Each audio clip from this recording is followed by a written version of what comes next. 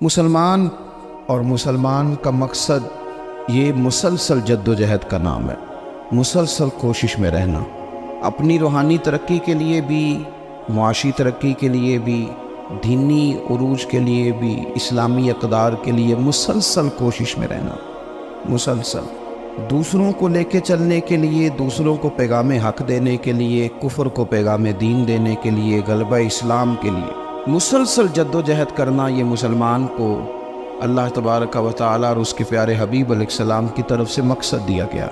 کنتم خیر امت اخرجت للناس، تم بہترین امت ہو، لیکن یاد رکھنا تمہیں لوگوں کے نفع کے لیے پیدا کیا گیا۔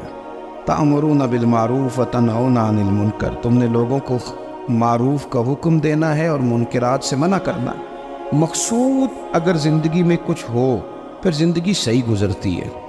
بے مقصد جب یہ لوگ زندگی گزارتے ہیں تو آہستہ آہستہ پریشان رہنے لگ جاتے ہیں۔ مقاصد کیا تھے؟ مقصد یہ تھا کہ میں نے 2-4 کروڑ روپیہ زندگی میں جمع کرنا ہے، تو ہو گیا جمع، اب کیا کرے؟ اب پریشان رہنے لگ گیا، اب کہتا ہے پتہ نہیں سارا کچھ ہے، میرا دل ہی نہیں لگتا۔ مقصد اس کا یہ تھا کہ میں نے بہت اچھی بلڈنگ بنانی ہے، بہترین مکان بنانا ہے، تو بن گیا مکان۔ اب بھائی یہ چھوٹے مقاصد تھے۔ میں نے ملک سے باہر جانا ہے، جا کے سیٹ ہونا ہے، تو ہو گیا سیٹ۔ اب مقاصد جب تک پڑا نہیں ہوتا، مسلمان مقصد حیات کو جب تک پہنچتا نہیں اور جب تک وہ صحیح ڈائریکشن پر چڑھتا نہیں، اتنی دیر وہ پریشان ہے۔ وہ ٹامک ٹونیا ضرور مارتا ہے، وہ والی بیماریاں ڈھونڈ کے لے آتا ہے جو دراصل اس کی بیماریاں ہیں ہی نہیں۔ وہ ڈھونڈتا چونکہ ان چیزوں کو ہے، پھر علاج بھی انہی کا کرتا رہتا ہے۔ یاد رکھیں، زندگی با مقصد بنائیں۔ مقصد کیا ہو؟ نیری روٹی کمانا مقصد نہ ہو، روٹی کمائیں بھی اور لوگوں کو کھلائیں بھی۔ آپ اگر اس لیے مال بڑھائیں گے کہ میں مالدار ہو جاؤں، تو یہ تو محمود نہیں، یہ پیارا نہیں آپ کا یہ نظریہ۔ لیکن اگر مال اس لیے کمائیں کہ یا اللہ پیسے دینا، پر مجھے طریقہ بھی حضرت عثمان غنی والا دینا، مجھے سلیقہ حضرت عبد الرحمن ابن عوف والا دینا۔ آپ اگر مقاصد کے تحت زندگی گزاریں گے تو بے چین نہیں رہیں گے۔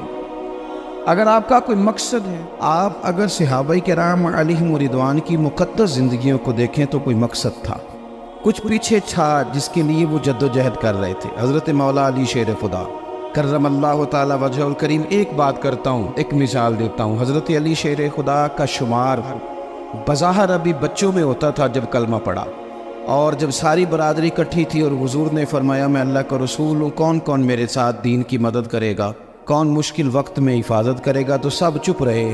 حضرت علی اٹھ کے کھڑے ہو گئے، کہا یا رسول اللہ میں محافظ بھی بنوں گا اور دین کا مددگار بھی بنوں گا۔ اب ایک مقصد بنا لیا ہے کہ میں نے تلوار لینی ہے، میں نے دین کی حفاظت کرنی ہے، میں نے یہ کام کرنا ہے۔ ایک مقصد تو ہے نا یار، ایک پروگرام بنا لیا ہے۔ اب حضرت مولا علی شیر خدا ہر میدان میں پہلی صف میں نظر آئے۔ ایک موقع ایسا آیا جہاں میرے حبیب علیہ السلام نے فرمایا کہ علی تم مدینے میں میرے پیچھے رہو، بچے ہیں، عورتیں ہیں، نگہبانی ہے، اور میں اس لیے اسی طرح تمہیں چھوڑ کے جا رہا ہوں جس طرح حضرت موسیٰ علیہ السلام جناب ہارون کو چھوڑ کے گئے تھے، مگر یہ کہ میرے بعد نبی کوئی نہیں۔ ایک موقع پر صرف چھوڑ کے گئے، جہاد پہ ساتھ نہیں لے کے گئے، تو حضرت علی رونے لگے۔ اللہ کرے آپ کو سمجھ آئے میری بات کی۔ بچہ ہمارا بھی روتا ہے، پر وہ کہتا ہے میں نے سیر کے لیے جانا ہے۔ مقصود کچھ اور بنا لیا ہے نا۔ پیسے ہمارے بچے بھی مانگتے ہیں، پر وہ کہتے ہیں کہ ٹور جا رہا ہے، میرے ساتھ جانا ہے۔ ہمیں بھی رونا آتا ہے کئی دفعہ، لیکن وہ جو پارٹی ہم نے قابو کرنی تھی وہ کوئی اور کر کے لے گیا، یہ تو گاہک میرا تھا، یہ دائیں بائیں کیسے نکل گیا۔ رونا تک آ جاتا ہے، ان کا بھی رونا تھا۔ عرض کی یا رسول اللہ صلی اللہ علیہ وسلم آپ مجھے بچوں اور عورتوں پر چھوڑ کر جا رہے؟ تو حضور صلی اللہ تعالی علیہ وسلم نے فرمایا علی اسی طرح چھوڑ کے جا رہا ہوں جس طرح حضرت ہارون کو جناب موسیٰ کلیم چھوڑ کے گئے تھے۔ بھائی ایک مقصود تھا کہ میں نے میدان میں رہنا، ایک ارادہ کیا تھا، ایک پروگرام بنایا، پھر ساری زندگی وہ میدان میں رہے۔ ان کو جب خنجر لگا نا کوفے کی جامع مسجد کے قریب، تو بندے کو تکلیف ہوتی ہے تو وہ ہائے کرتا ہے، بیٹے کو آواز دیتا ہے، نصیحتیں لکھواتا ہے۔ لیکن مولا علی کو خنجر لگا تو کیا کہتے ہیں فزت برب الکعبہ، لو بھائی لوگو رب کعبہ کی قسم آج میں کامیاب ہو گیا ہوں۔ ایک مقصود بنایا تھا نا، آج میں اس مقصود تک پہنچ گیا ہوں۔ یار کوئی مقصد تو ہو، لو سنو بات بخاری میں موجود ہے، ایک خاتون تھی جو مسجد نبوی شریف میں جھاڑو دیتی تھی. مشکل کام ہے؟ چلے آپ بتائیں مجھے، مسجد کے اندر جھاڑو دینا آسان ہے کہ مسجد کا صدر بننا آسان ہے؟ نہیں، صدر بننا ہی سوکھا دے. اس لیے کہ صدر بن کے کرنا کچھ نہیں، نہ آرڈر ہی جاری کرنا ہے. اللہ ماشاء اللہ اچھے لوگوں کی بات نہیں کرتا. اس لیے اچھا زیادہ اجر والا کام تو یہ نا کہ اللہ کا گھر صاف کیا جائے. میں نے تو علماء سے کئی جگہ کہا ہے کہ اس عہدے کا نا آپ کو نام بدل دیں، اس سیٹ کا نگران کر دیں، سرپرست کر دیں. کیونکہ جب صدر آپ کہہ دیتے ہیں نا تو صدر پاکستان کا سب سے بڑا آئینی عہدہ ہے، اور صدر اگر با اختیار ہو تو پہلا کام اسمبلیاں توڑنے کا کرتا ہے، تو پھر مشکل ہو جائے گی. ایک خاتون مسجد نبوی شریف میں جھاڑو دیتی تھی. کوئی مقصد تو ہے نا یار، یعنی جمعے والے دن میں نے جھاڑو دینا ہے، کوئی مقصد تو ہے. میں نے یار اللہ کا گھر سمجھ کے، کمیٹی کی مسجد سمجھ کے نہیں، محلے کی مسجد سمجھ کے نہیں، رب کا گھر سمجھ کے میں نے یار وہ واش روم صاف کرنے ہیں جن کے اندر لوگ گزرتے ہیں اور نماز کے لیے اپنے آپ کو تیار کر کے لوگ وضو سے فارغ ہو کر کے آتے ہیں. ایک مقصود ہے، ایک ارادہ کر لیا ہے، کوئی پروگرام تو ہو. ایسے محمل فضول وقت گزرتا جائے. یعنی ہمارے ہاں نا کچھ لوگ کہتے ہیں میں بور بڑا ہوتا ہوں. آپ نے ناراض نہیں ہونا، میں سینکڑوں اور ہزاروں لوگوں کو جانتا ہوں جو ان سے پوچھنا کیا کر رہے ہیں تو کہتے ہیں ٹائم پاس کر رہا ہوں. میں کہتا ہوں آپ نے ٹائم کو بالکل فضول سمجھ لیا ہے. کیا سمجھتے ہیں آپ زندگی کے لمحات اتنے فارغ ہیں؟ اور نبی پاک صلی اللہ علیہ وسلم نے فرمایا 2 نعمتیں ایسی ہیں جن کے بارے میں بہت سارے لوگ دھوکے میں. 2 نعمتیں کا حضور نے، نعمتان، 2 نعمتیں ایسی ہیں جس کے بارے میں لوگ دھوکے میں پڑ گئے. انہیں سمجھ نہیں آئی کہ ہمارے پاس نعمت. یا رسول اللہ کون سی؟ حضور نے فرمایا ایک صحت اور ایک فرصت. ایک صحت اور ایک فرصت. اللہ نے فارغ وقت دیا تھا، یہ بہت سارے قرآن پاک پڑھ سکتا تھا، درود پاک پڑھ سکتا تھا، کوئی کام کر سکتا تھا، لیکن بس اس چوک میں گزر گیا، اس گلی میں وقت گزر گیا، فلانے کی باتیں کرتے وقت گزر گیا، میلوں ٹھیلوں میں گزر گیا، شغل میلوں میں گزر گیا، کوئی ٹھنڈے علاقے کی سیر میں گزر گیا، جو بچا تھا وہ موبائل پہ گزر گیا. بیت گئے اوقات ہمارے. کوئی مقصود ہے میرے عزیز؟ مسجد میں جھاڑو دیتی ہے خاتون، بیمار ہو گئی لیکن با مقصد زندگی گزار رہی تھی نا. اس نے کسی نہ کسی طریقے سے اپنے آپ کو مدینے والے محبوب کے دین سے جوڑ لیا تھا. جھاڑو دیتی تھی مسجد میں، بیمار ہو گئی. قربان جائیں رسول کائنات یعنی اللہ کی رحمت کاملہ حضور خود چل کے تیمارداری کرنے تشریف لے گئے اور فرمایا اگر یہ انتقال کر گیا تو مجھے خبر ضرور کرنا. صحابہ فرماتے ہیں رات کا وقت تھا، ٹھنڈ کا موسم تھا، اور حکم بھی یہ تھا کہ جب کوئی انتقال کر جائے تو جلدی تدفین کر دو. ہم نے حضور کو تکلیف دینا مناسب نہ سمجھا، غسل کفن کا بندوبست ہوا، جنازہ پڑا، دفن کر دیا. اس نے کچھ کیا ہے، اس نے نہ دین کے ساتھ کچھ تعلق بنایا ہے. اللہ ہمارا بھی نام جھاڑو دینے والوں میں لکھ دے. کوئی تعلق تو اس نے بنایا ہے نا، کہیں کسی کونے میں جا کے اس نے رشتہ دین سے جوڑا ہے. حضور سید عالم علیہ السلام صبح تشریف لائے تو سارا کچھ جاننے والے محبوب پوچھنے لگے تم نے مجھے بتایا کیوں نہیں؟ یہ بھی اعزاز کے لیے ہے، ورنہ وَعَلَّمَكَ مَا لَمْ تَكُنْ تَعْلَمْ. حضور سید عالم علیہ السلام نے فرمایا کیوں نہیں بتایا؟ قربان جائیں، مر جانے کو جی چاہتا ہے اس ادا پر. ساری کائنات جائے حضور کے روضہ نور پر. اور نبی پاک نے پوچھا بتایا کیوں نہیں؟ یا رسول اللہ رات تھی، تکلیف دینا مناسب نہیں سمجھا. او بوڑھی اماں تیرے نصیبوں پہ ہمارے ماں باپ قربان ہو. حضور فرمانے لگے مجھے بتاؤ اس کی قبر کہاں ہے. میں یعنی حضور کسی کی قبر پہ آ گئے، اللہ کی ساری رحمتیں آ گئیں. کریم محبوب علیہ السلام قبر پہ گئے. ویسے تو دوسرا جنازہ جائز نہیں، ایک ہی شرط میں جائز ہے کہ اگر وارث نے نہیں پڑھا تو دوسرا جنازہ پڑھا جا سکتا ہے، لیکن حضور تو خود وارث ہے نا ساری امت کے، اور حضور اختیار رکھتے ہیں، شارع ہیں. حضور قبر پہ گئے، یہی بڑی بات تھی کہ حضور اس کی قبر پہ چلے گئے. لیکن قبر پہ کھڑے ہو کے حضور نے فرمایا دوبارہ صفے بناؤ بھئی، میں دوبارہ جنازہ پڑھاؤں گا. کیونکہ کوئی مقصد تو تھا نا. یہ مسجد میں جھاڑو دیتی تھی. آخری ویلے میری آنکھیاں راہ تکنا ہے تیرا، تیرا تے کچھ بھی نہیں جانو سجنا، پا جاویں جے پھیرا تے سوکھا نکلے ساوے ظہوری جے ویخ لواں مکھ تیرا. حضور تشریف لے آئے، خود تشریف لے آئے اور قبر مبارک پر کھڑے ہو کے دوبارہ جنازہ پڑھائے. نوجوانوں بڑا وقت ضائع ہو گیا. بڑا ہم نے زندگی میں جو سب سے زیادہ چیز ضائع کی ہے وہ وقت ہے۔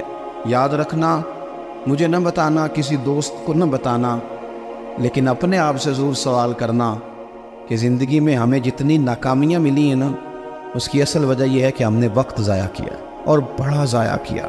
ہم ایک تو مقصد نہیں بنا سکے، دوسرا اپنے وقت کو صحیح مینج نہیں کر سکے۔ ہم بڑا کچھ کر سکتے تھے، اللہ تبارک و تعالیٰ نے صلاحیت دی تھی، بہت سارے کام ہم اپنے ذمے لیتے تو کر جاتے، لیکن وقت ضائع کیا۔ امام بہقی نے حدیث لکھی ہے، میرے رسول پاک صلی اللہ تعالیٰ علیہ وسلم نے ارشاد فرمایا، جب صبح دن چڑھتا ہے نا تو دن اعلان کرتا ہے، وہ دن اعلان کرتا ہے، کہتا ہے میں آج آیا ہوں، آج کے بعد نہیں آؤں گا، آج کے بعد نہیں آؤں گا، کچھ کرنا ہے تو کر لو۔ آج جو دن آیا ہے نا، آج یہ قیامت تک دوبارہ واپس نہیں آئے گا، کچھ کر لو۔ جس نے آج تلاوت نہیں کی اس کا یہ دن بغیر تلاوت کے گزر گیا۔ میرے عزیز، جس نے آج درود پاک نہیں نہ پڑھا، حضور کو یاد نہیں کیا، اس کا یہ دن گزر گیا بغیر درود پاک۔ جس نے آج سجدوں کی کثرت نہیں کی، یہ دن بیت گیا، دن کہتا ہے دوبارہ نہیں آؤں گا۔ حضرت عمر بن عبدالعزیز رحمۃ اللہ علیہ سے کسی نے کہا حضور یہ کام رہنے دیں، کل کر لیں گے، تو آپ فرمانے لگے اگر یہ کام کل کروں گا تو جو کام کل کرنے وہ کب کروں گا، یہ کل پہ ڈال دوں گا تو جو کام کل کرنے وہ پھر کب کروں گا، وہ کل والا دن بھی پھر اسی طرح گزر جائے گا۔ 39 سال عمر پائی حضرت عمر بن عبدالعزیز نے۔ کتنی؟ ہلکا سا بولیے گا، 1 کم 40، 1 کم 39 سال عمر۔ پچھلے بادشاہ ظالم تھے، یہ ان کے ظلم بھی ہو گئے، عوام کے ساتھ بڑی جگہ پہ وہ خیر نہیں کر پاتے تھے، جناب عمر وہ خیر بھی کر گئے۔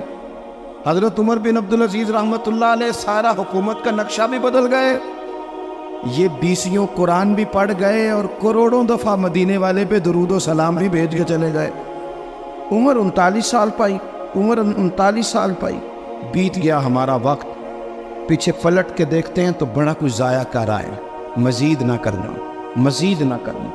اپنے اگر ہم چاہتے ہیں معاشرہ اصلاح پذیر ہو تو ایک تو با مقصد، دوسرا وقت بالکل کسی موقع پہ ضائع نہیں کریں، کسی موقع۔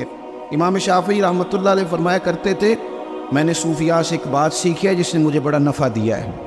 حضور وہ کیا ہے؟ آپ فرماتے ہیں صوفیاء فرمایا کرتے ہیں کہ وقت ایک تلوار ہے، اسے اپنے ہاتھ میں کر لو تو بڑی مشکلات کاٹ ڈالو گے، اور اگر تم نے اس کو اپنے ہاتھ میں نہ کیا تو پھر وقت تو تلوار ہی ہے، یہ تمہیں کاٹ ڈالے گا، پھر تم کٹ جاؤ۔ جوان بالخصوص یہ ٹائم پاس یہ نکال دے۔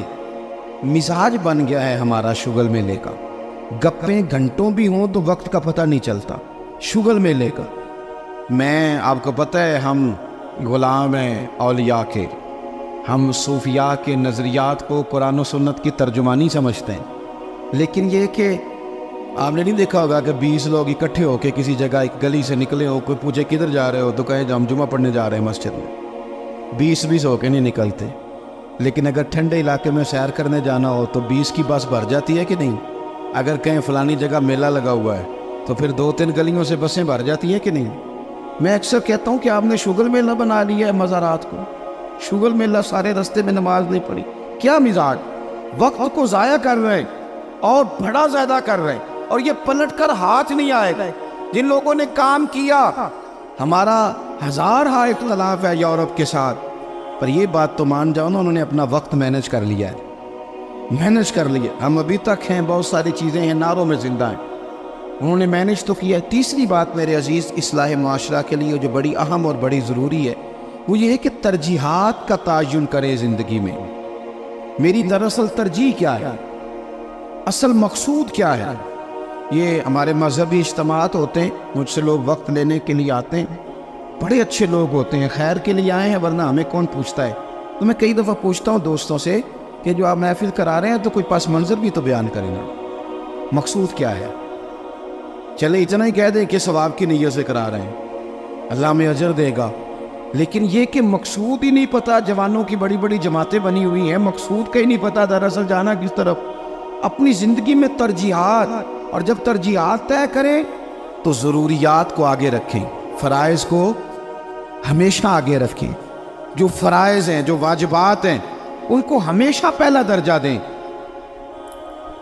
بہرحال محفل کرانا مستحب ہے، اور نماز پڑھنا، آہستہ کیوں بولتے ہیں آپ؟ نماز پڑھنا، ختم شریف دلانا بہرحال مستحب ہے، لیکن صحیح قرآن پاک پڑھنا سیکھنا ضروری ہے۔ جو زیادہ ضروری ہے وہ کیوں نہیں کر رہے؟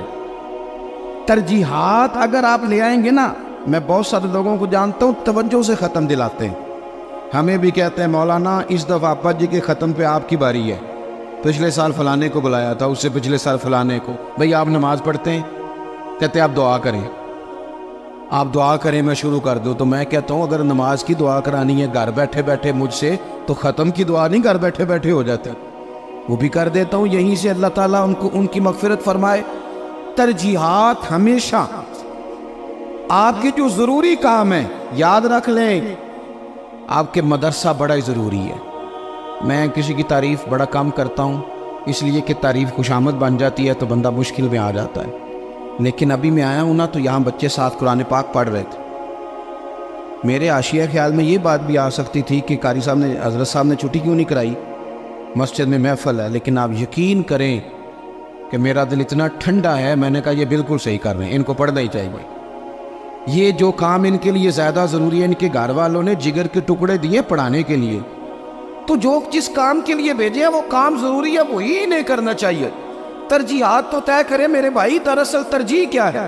حضرت طلحہ رضی اللہ تعالیٰ عنہ فرماتے ایک بدو حضور کی بارگاہ میں آیا، سادہ بندہ، بال بکھرے ہوئے، حالت بڑی پراگندہ، مشکات میں حدیث ہے۔ اس نے آن کر کے عرض کی یا رسول اللہ صلی اللہ تعالیٰ علیہ وسلم، حضور مجھے بتائیے اسلام کیا ہے، اسلامی احکامات بتائیں۔ تو حضور نے کلمہ شہادت کے بعد فرمایا کہ وقت پر نماز پڑھنا، دن اور رات میں 5 نمازیں تیرے اوپر ضروری ہیں۔ اس نے عرض کی حضور کچھ نفل بھی پڑھوں؟ تو فرمایا اگر تو اپنی طرف سے پڑھے تو بڑا ہی اچھا ہے۔ اس نے کہا اس کے بعد فرمایا سال میں 1 مہینے کے روزے رکھنا۔ عرض کی حضور کچھ نفلی بھی رکھوں؟ فرمایا رکھے تو بڑا بہتر ہے۔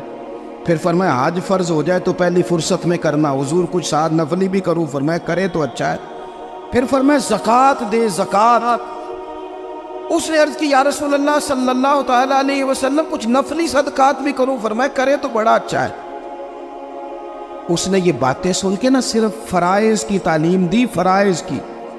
آج جو خطیب مجھے اور آپ کو نقطے سنائے ہم توجہ سے سنتے ہیں، اور اگر فجر میں امام صاحب وضو کے مسئلے بتائیں تو کہتے ہیں ایڈا عالم ہی نہیں، عالم تھے اسی جن نے کل بڑی اونچی تقریر کی تھی۔ اگر وہ آپ کو غسل کا طریقہ بتائے تو لوگ کہتے ہیں یہ تو علم کی شاید بات ہی نہیں۔ وہ نقطہ بیان کرنے والا، وہ جس کی آواز زیادہ بلند ہو رہی، آواز بلند ہونا زیادہ ضروری نہیں ہوتا، دلائل بلند ہونا ضروری ہوتا ہے۔ آپ کی دلیل کتنی مضبوط ہے یہ زیادہ اہم ہے۔ تو اللہ کے محبوب علیہ السلام نے فرمایا فرض نماز پڑھ، زکوٰۃ دے، رمضان کے روزے رکھ، حج کر۔ حضور سید عالم صلی اللہ تعالیٰ علیہ وسلم نے یہ ترجیحات بتائیں۔ وہ شخص پتہ ہے حضور سے کیا کہتا ہے؟ کہتا ہے یا رسول اللہ جو میں نے آپ سے سنا ہے نہ کمی کروں گا نہ اضافہ کروں گا۔ گویا وہ مان گیا کہ میں ترجیح دوں گا فرائض کو۔ تو رسول پاک صلی اللہ علیہ وسلم نے فرمایا صحابہ کی طرف دیکھ کے فرمایا اگر یہ جو کہہ رہا ہے اس پہ ڈٹا رہا، جو اس نے کہا ہے اگر وہ سچ کیا اس نے، تو فرمایا پھر یہ بندہ کامیاب ہو جائے گا، پھر یہ فلاح پا جائے۔ آپ ترجیح ہمیشہ اہم کام کو دیں۔ میں جو بات کرنے لگا ہوں میرے علماء اس کی ذمہ داری لیں گے۔ آپ سے یہ نہیں پوچھا جائے گا کہ آپ نے مزار پہ چادریں کتنی ڈالی ہیں، یہ ضرور پوچھا جائے گا کہ ماں باپ کی خدمت کی کہ نہیں کی۔ تو جو ترجیح ہے مزار پہ چادر ضرور ڈالیں، منع نہیں، پر یہ کہ وہاں وقت پہ جانا، وہاں ڈیوٹی ٹھیک کرنا اور اماں ابا گھر میں پریشان ہو۔ رسول کائنات صلی اللہ علیہ وسلم کی خدمت میں ایک صحابی حاضر ہوئے، عرض کی یا رسول اللہ صلی اللہ تعالیٰ علیہ وسلم میں ایک مسئلہ دریافت کرنے آیا۔ میرے دوستو پتہ ہمیں کیا ہوا ہے؟ ہم نے نا باہر وقت بہت زیادہ دیا ہے، اور جو ہمارے گھر کے اندر ہماری ذمہ داریاں تھیں نا، ہمارے بچے، ہماری بیوی، ہمارے بہن بھائی، ان ذمہ داریوں سے نا ہم نے جان چھڑائی ہے، الا ماشاءاللہ کچھ لوگوں نے۔ بچے کو چارج کیا، بچہ تنگ کر رہا ہے، لگا دو گیم موبائل پہ، چلو ہماری جان چھوٹی، وہ جانے اس کا کام جانے۔ آپ اگر 10-15 منٹ بچے کو دیتے وہ آپ سے کھیلتا، وہ مانوس ہوتا. آپ کہتے ہیں میں بڑا مصروف ہوں، اور بھائی تو اتنا مصروف تو نہیں جتنے مدینے والے محبوب مصروف ہیں. لیکن رسول پاک کے تو کندھوں پہ امام حسن چڑھ کے سواری کیا کرتے تھے. حضور کی تو گود میں امام حسین کھیلا کرتے تھے. حضرت ابو ہریرہ کہتے ہیں میں نے دیکھا ہے کہ حضور نے ان کے بازو تھامے، انہوں نے پیر پہلے حضور کے مقدس قدموں پہ رکھے، پھر انہوں نے اپنے قدم مبارک حضور کی مبارک پنڈلیوں پہ رکھے، پھر ٹخنوں پہ رکھے، پھر پیٹ پہ رکھے، پھر حضور کی زبان چوسنی شروع کر دیں. تو کیوں وقت نہیں دے رہا اپنے بچوں کو؟ کیوں نہیں ہم وقت دے پاتے اپنے نواسوں کو، نواسیوں کو، پوتوں اور پوتیوں کو؟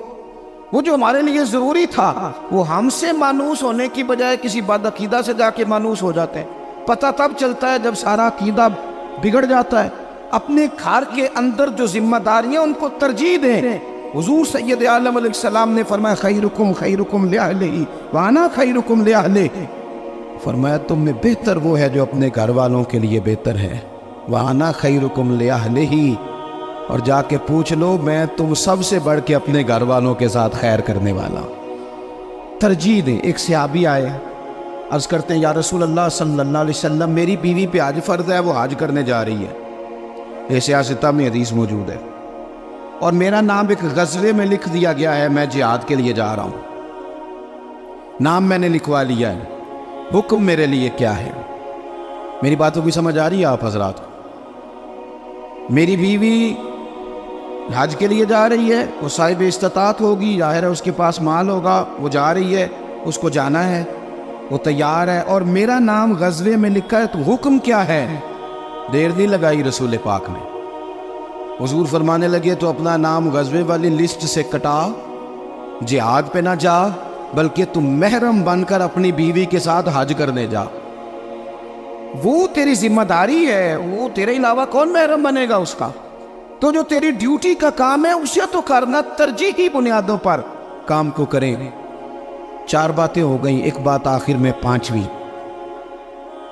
ہم نا بہت ساری چیزوں کی اصلاح کرتے ہیں، لفظ بھی کئی دفعہ تراش لیتے ہیں، جملے بھی بڑے اچھے ترتیب دے لیتے ہیں، لیکن آہستہ آہستہ نا ہمارے لہجے سخت ہو گئے.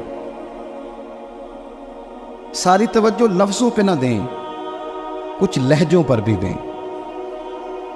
لہجہ جو ہوتا ہے نا انسان کا، لہجہ یعنی بیٹے کو آواز دی، ابا جی نے کہا بیٹا، اس نے کہا جی ابا جی کیا مسئلہ، حکم کریں، ابھی تو میں گیا تھا. اس میں جملہ گستاخی والا کوئی بھی نہیں، پر لہجہ گستاخی والا ہے. ابا جی کیا حکم ہے؟ کوئی گستاخی ہے اس لفظ میں؟ ابھی تو میں یہاں سے گیا ہوں، کوئی گستاخی ہے؟ لیکن اس کا جو لہجہ ہے نا، چلیں میں آسان کرتا ہوں، آپ کی سمجھ میں بات آئے گی. قرآن پاک میں حضرت لقمان اپنے صاحبزادے سے باتیں کرتے ہیں، اور وہ سورہ لقمان کی بالکل ابتدا میں وہ آیات موجود ہیں. تو حضرت لقمان نے نا اپنے بیٹے کو جو نصیحتیں کی، ایک نصیحت یہ بھی کی تھی، کہا وَلَا تُصَغِّرْ خَدَّكَ لِلنَّاسِ، بیٹا لوگوں سے رخسار ٹیڑھا کر کے بات نہ کرنا، منہ ٹیڑھا کر کے ترشروئی کے ساتھ بات نہ کرنا. ترشروئی، وہ بوڑھا سسر بوڑھی ساس بہو سے کہتی ہے پتر روٹی لانا، تو روٹی لائی ہے تو اس نے زور سے برتن پٹکا ہے زمین پہ، پانی ڈالا ہے تو زور سے رکھا ہے، دروازہ تلخی سے بند کیا. بوڑھے تھے بیچارے، بیمار تھے، پریشان ہو گئے. شام کو بیٹا آیا تو رو پڑے، کہ پتر تیری بیوی بڑا پریشان کرتی ہے. تو اس نے کہا اپنی بیوی سے ادھر آنا، تو بیوی جواب میں پتہ کیا کہتی ہے؟ توجہ ہے میری بات پر؟ وہ کہتی ہے ابا جی نے پوچھو میں آکھیا کی ہے. آکھیا واقعی کچھ نہیں سن.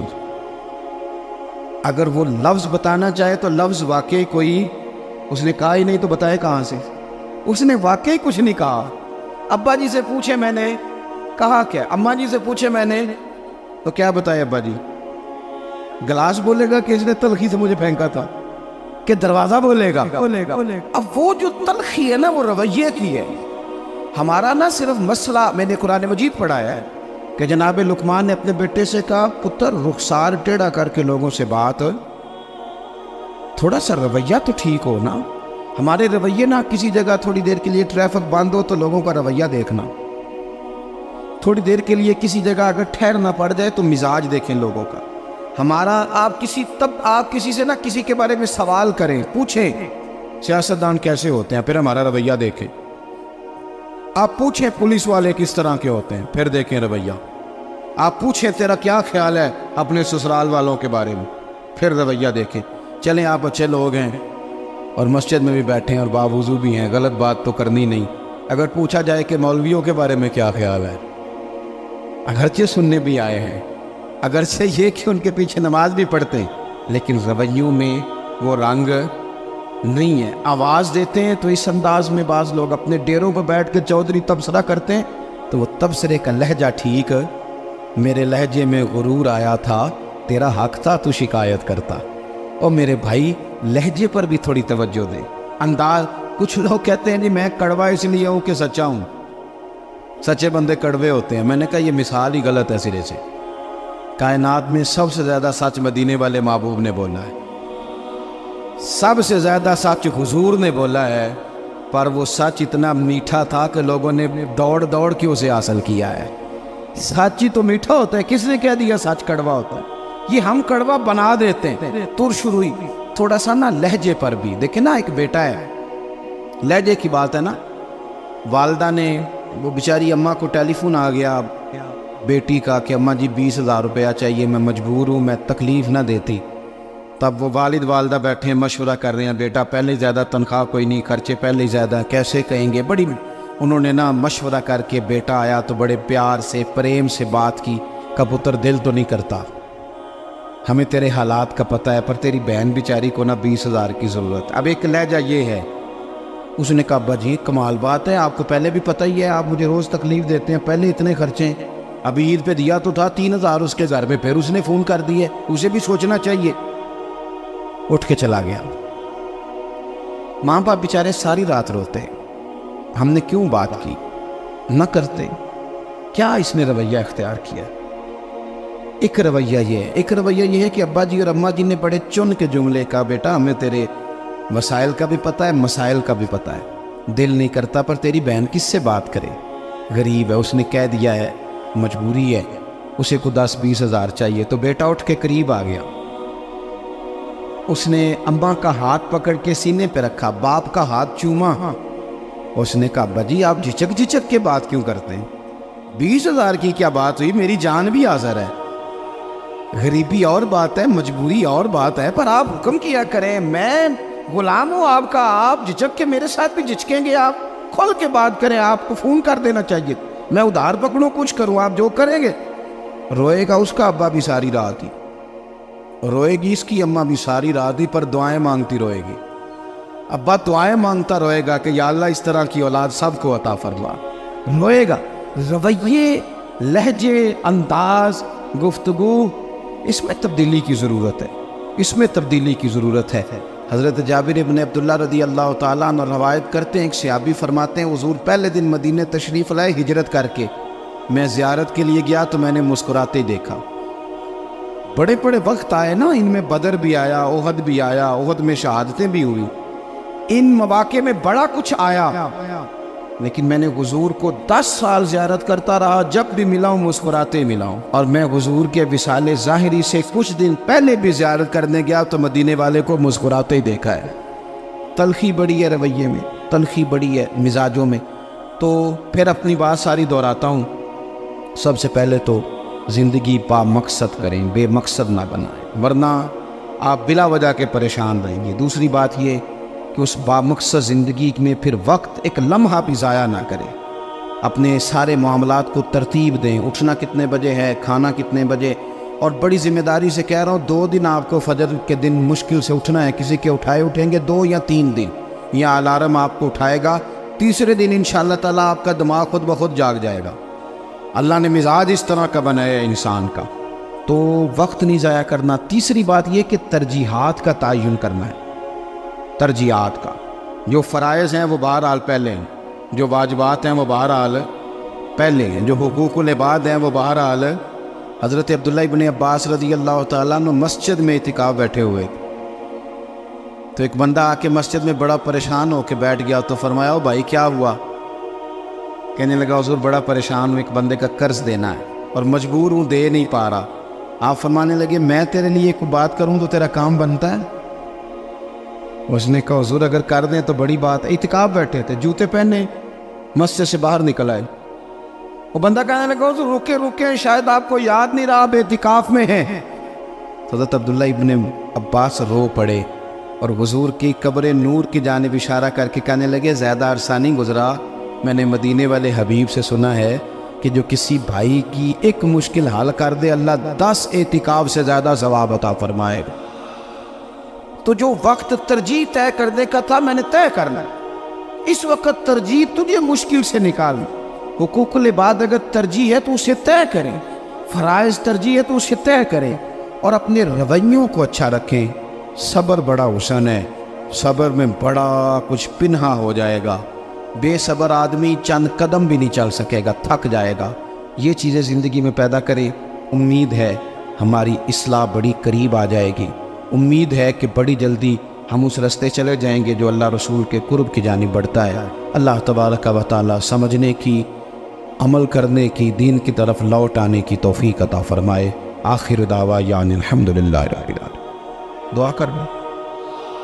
اللہم صلی علی سیدنا و مولانا محمد معدن الجود والکرم وآلہ وبارک وسلم۔ اللہ ہماری حاضری کو قبولیت کا شرف عطا فرما۔ جن دوستوں نے اہتمام کیا ہے ان کی کوشش کو، کاوش کو قبول فرما۔ اے کائنات کے مالک ہمارے گناہ معاف فرما، ہماری غلطیوں سے درگزر فرما، ہمیں نفع والا علم عطا فرما، اخلاص والا عمل نصیب فرما۔